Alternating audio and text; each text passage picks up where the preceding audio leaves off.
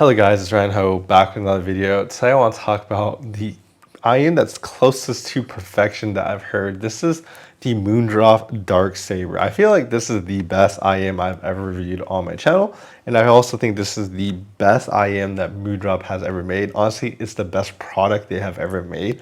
This thing just sounds just outrageously good. It's like close to perfect, honestly. This thing has one of the best tunings I've ever heard, as well as just the detail that this thing can exhibit is just out of this world. I hooked this up to my really expensive setup. This is like a 3500 DAC amp. You can really hear all of the detail through this, and through this I could honestly hear everything that this has to give, and it's honestly amazing. I only have good things to say about this. Like, this is like an S tier, like a 10 out of 10. That's really how much I think this is a good product. Now, I do remember when this product first came out, all I saw was how essentially this product had, people were pulling out the plugs from it and it was breaking. And that's about all I knew about other people's opinion, is that it broke really easily and it was $800. But now that I actually have this in my hand and actually listen to it, the sound of this is actually amazing. I don't even know what other people think about the sound, because I feel like the hype train kind of died after that. But honestly, this is a really good product, because essentially 10 drivers on each side. So you technically get 20 drivers on this, which is pretty ridiculous. And so really this is a multi-driver IEM. So you have 2 dynamic drivers playing the bass. You got 8 BA drivers playing 4 for the mid-range essentially, and 4 for the treble. So that is a lot of drivers to jam pack in here. And it definitely makes this IEM a little bit bigger than other ones. But the most important point about this, I would say, is that the fact that this was actually made to be kind of the successor to what they call the S8. The S8 was basically 8 BA drivers, and I guess the common complaint with that, which I'm not surprised, was that the bass wasn't as fun or dynamic. So they added 2 dynamic drivers in their new Dark Saber to make up for that. And so it kind of goes with what I've always been saying, honestly, is that like for IEMs, you kind of need a dynamic driver to play the bass, or else your bass just sounds kind of weak and lifeless. So I feel like this is just another proof of that, another example of like having dynamic drivers playing the bass is just honestly a necessity at this point if you want something that's actually really good. If someone says an all BA driver sounds really good, I kind of question it. I still haven't heard one that can really play bass that well. Let's dive deep into the details of this one. And of course, as always, I want to thank Apos Audio for loaning the Dark Saber for me for this review. So if you guys are interested in buying or purchasing anything, please head to Apos Audio to do so. They're actually running a sale for a bunch of products right now, including DACs, amps, like topping SMSL right here, but also for Moondrop, they're actually, I think this might also be on sale for the current sale, but yeah, I'll leave links to Apos down below. All right, so let's unbox the Dark Saber. This is this nice waifu 2DD 8 BAs. That's insane amount, honestly. Does more drivers mean more better? We'll find out. You have the nice little tuning, which always looks the same, honestly. Now we kind of look at the Dark Saber. Nice black box. Ooh, got the nice IEMs. These are actually new. So these have these kind of, looks like they have a coating on top. ASMR sticker off. You can take a look at this. This is very similar. I actually have the Moondrop Aria too. It's like the leather looks almost exactly the same. This one's obviously a lot bigger.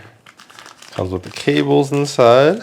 Yep, it's very similar to the Aria 2 cable. So we get some pair of white tips.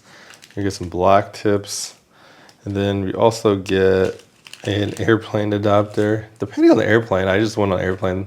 A lot of them don't use these 2-pin things anymore, depending on how new the airplane is. If you take a closer look at the Dark Saber, this actually is made using carbon fiber, which is like highly pressurized to give it this kind of unique look. I feel like it reminds me of a meteorite. Now, the cable that this comes with is really the same cable they have on the Moondrop Aria 2, which is like $90 IEM. It has a swappable cable, so you can actually take this off, take the tip off, and then switch it to a different one. You take it off, and then you can switch it to a different tip.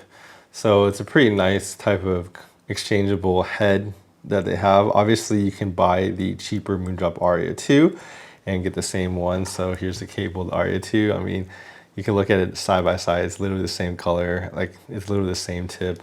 So yeah, I pretty much confirmed that the $800 kind of IEM uses the same type of thing. So if you look at the back of the Dark Saber, it's really unique and very special. I honestly think you can see all the drivers. You can see the big dynamic driver right there. You also see the cluster of 4 BA drivers here, and you can see the other cluster down here. So you definitely see both of them and their different sizes. So you can definitely see that it has the 10 drivers in there. Obviously the dynamic driver is kind of 2 of them combined in kind of on both sides, I believe. And then the other thing I noticed is that if you actually take the tip off of this, you can see a little bit more into the kind of design. So you can actually see the tubes it has right here, which each one has an independent tube that kind of leads to the nozzle up here, which is like 3 different ones. So you have the, you know, the bass, the mid-range, and the treble all kind of being fed through different kind of pipes essentially to your ear, where it's kind of combined, right?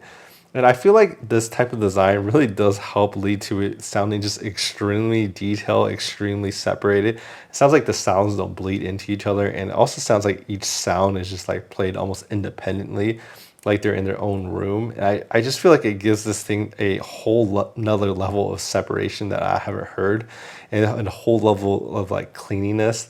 I feel like they have used this design in the past on their other IEMs, but I just feel like on this one specifically, it just sounds so refined and so clean that it just honestly shocked me and surprised me a lot. That, you know, it's really cool that you can actually look at it and see the design of it, but I kind of looked at it because I was like, this is just shockingly amazing. But yeah, so we can also talk about the comfort of this IEM. So this thing I found, honestly, it was kind of big in my ear, but it's not heavy. I mean, you have to imagine that to shove 10 drivers in here, this thing has to be pretty massive to accommodate all the space of that, right?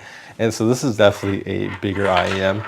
Here is the Kiwi Ears Quintet. This thing has 5 drivers in it, but like you can see the Kiwi Ears Quintet next to it. Like it's just not as big. I mean, you can definitely see how much just bigger and bulbous. The Quintet is just smaller, and the Dark Saber is just, you know, a lot more massive in your ear.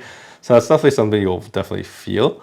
Now, the other thing that I actually like about this is I actually tried the different tips it comes with.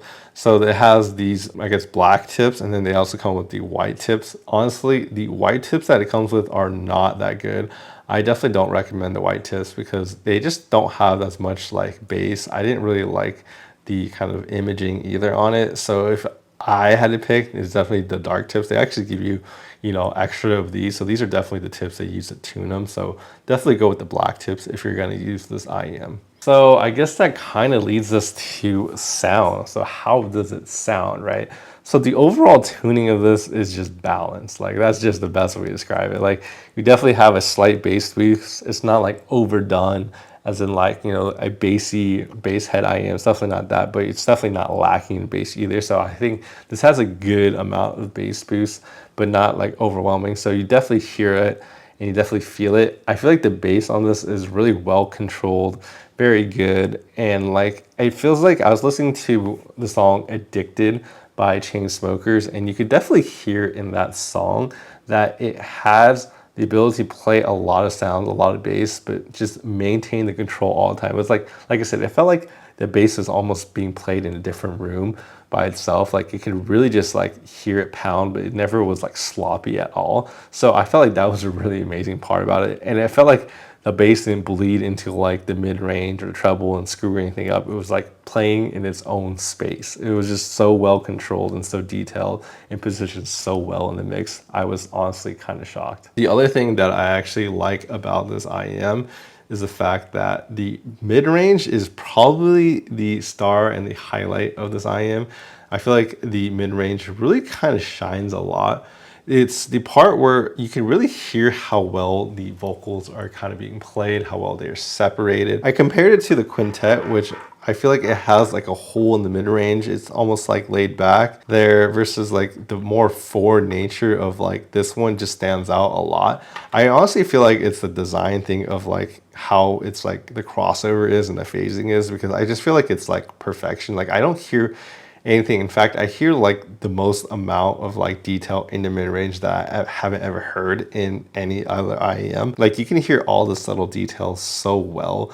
It truly is the thing that I like the most about this IEM. I think it just stands out a lot. The one thing I will say about it is that the mid-range, or what people call the upper mid-range, where it's a lot of like, you know, the female vocals lie, or the upper ranges of a lot of male vocals, they can sometimes come across like very forward at times. So I would say they are slightly forward compared to like a completely, I guess, neutral type of tuning.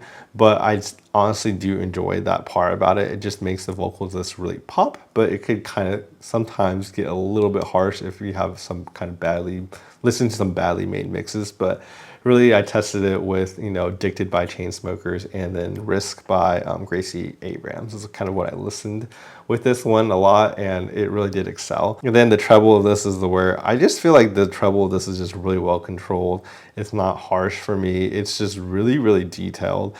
And I feel like it's the type of treble that I like personally. It's a very kind of neutral. It's not like overdone, in my opinion. It does, like I said, feel like it does get a little bit like up there, a little bit more emphasized, but not much. It's not sibilant at all. It's not harsh at all, really. So it's a really nice tuning. And I feel like all together with its kind of tuning, which I feel like a lot of people look at IEMs, you'll see like these pretty graphs and they all look the same. They all look like they look good. But like, I feel like this is like the first time I heard an IEM that like sounds as good as it looks on a graph, if that makes any sense.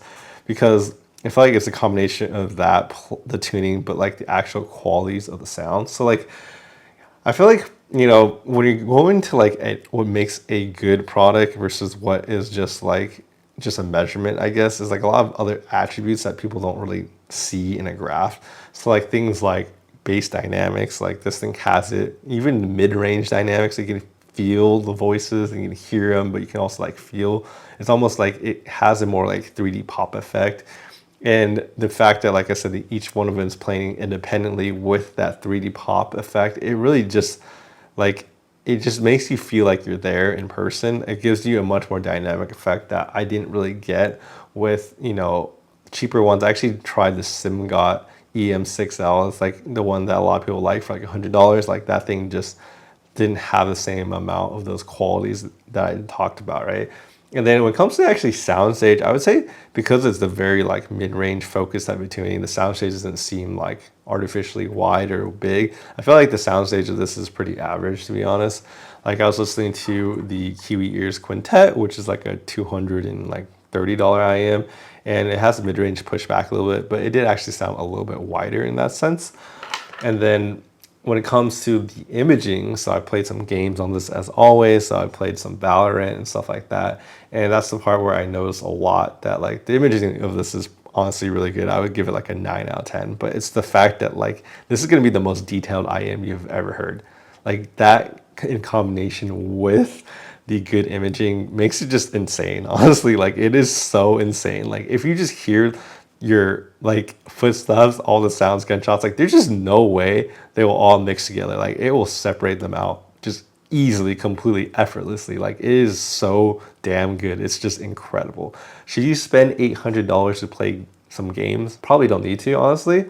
But like, it's honestly a nice experience. I definitely recommend people try it because it's honestly really fun. I enjoyed playing a lot of games. I was also playing Withering Waves as well, which is a new game that just came out. But really where I think this kind of separates itself from a lot of IEMs is all the intangible properties that I think really kind of make this IEM really good.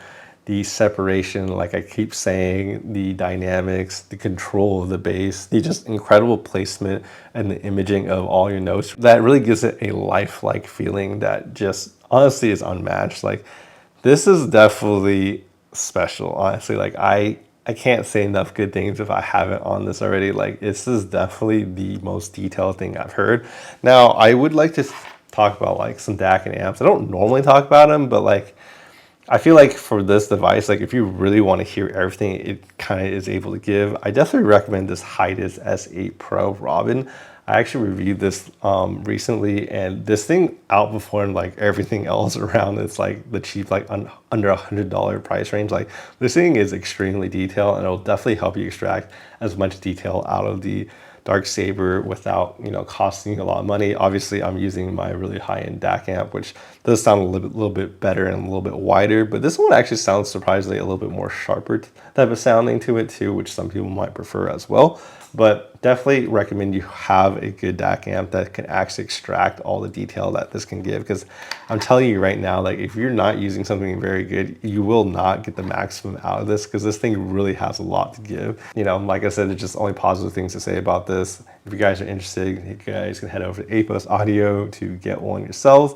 But this one is definitely S tier, 10 out of 10 for me.